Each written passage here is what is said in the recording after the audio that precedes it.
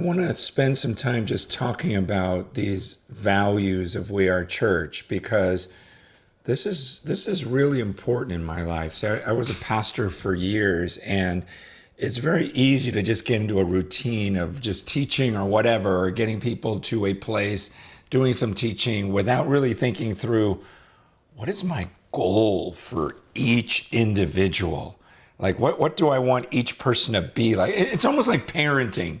It's very easy to just go through life and live with your kids rather than being intentional and going, when they are 18, what do I want them to look like? What do I want their character to be like? What are the things I'm supposed to teach them? And so when we look at the New Testament as elders, we saw there were certain values, certain things that we wanted of each person, and we wanted the church to be known as, first off, as we saw, it seems like the most important thing is that they are devoted worshipers of God. And we get this because the great commandment, when Jesus is asked, what's the most important commandment in the law? In Matthew 22, verse 37, he said to them, you shall love the Lord your God with all your heart, with all your soul, with all your mind. This is the great and first commandment. So we've got to start with this. Let's look at our people. Do they love him with all their heart, soul, mind, and strength? Because honestly, when I was pastoring before, I put people into leadership because they were gifted, they were nice, they were generous, they didn't cause any problems. But I wasn't really looking and going, wow, does she love the person of Jesus? Because you can tell when someone's in love. Are they in love with this person? This is what we want. We want people that are devoted to him, just worshiping him.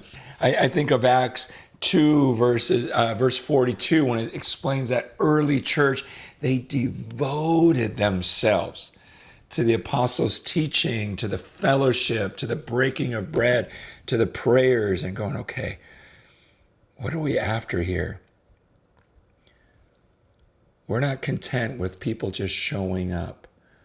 Whereas maybe in the early days I just thought if they just show up, that's great, and they'll get something. But now it's a lot more intentional. It's like we want every person in the church. So I tell the pastors, we want to look at this as our children and pray for each one individually. And first and foremost, look at their lives. Are they devoted worshipers? Do they just show up when it's convenient for them? Or is there such a love for Christ that they devote themselves to the same things they did in the early church, which is, I'm devoted to the apostles' teaching. I study this book. I get with other believers and study this book. I love to hear from this book. Are they devoted to prayer? Is it just something where they go, no, I want to be in the presence of God. I desire it. If there's a prayer gathering, I want to be there. Are they devoted to the fellowship?